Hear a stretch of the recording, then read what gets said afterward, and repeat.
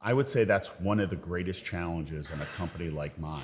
It's a brick and mortar, but in this day and age, you have to have a digital presence. You have to have the ability to market yourself effectively across social media, things like TikTok and Instagram and, for people my age, Facebook. But it's one of those things where you have to understand your strengths, understand your weaknesses.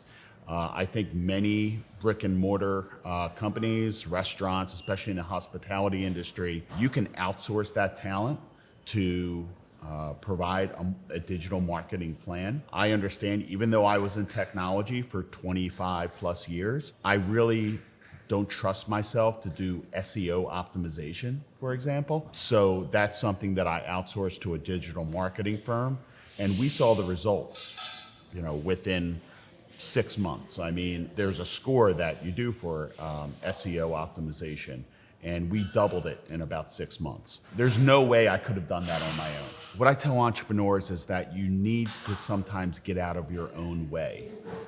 If you're a control freak like me, you might want to control everything and think you can do everything, including designing a website, brewing, a 10-barrel batch of beer, roasting 100 pounds of coffee, doing reconciliation on a GL, running your payroll on a weekly basis. Some of them you surely can do and save some costs. However, you need to realize your own limitations and bring in people to help you. Bring in trusted partners and advisors.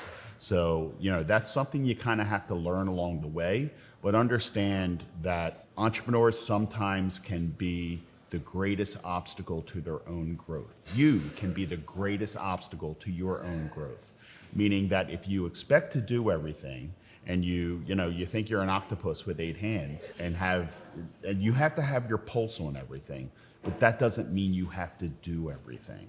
So, especially when your company is growing and you understand that, okay, well, I have more income, I have more revenue, targeted hiring and targeted outsourcing make all the difference to be able to continue that growth trajectory. Sometimes you're not making as high a margin since you're spending more costs, but however, you should be making up for that in terms of your total revenue and your growth. So that's one thing I would definitely recommend that you keep in mind.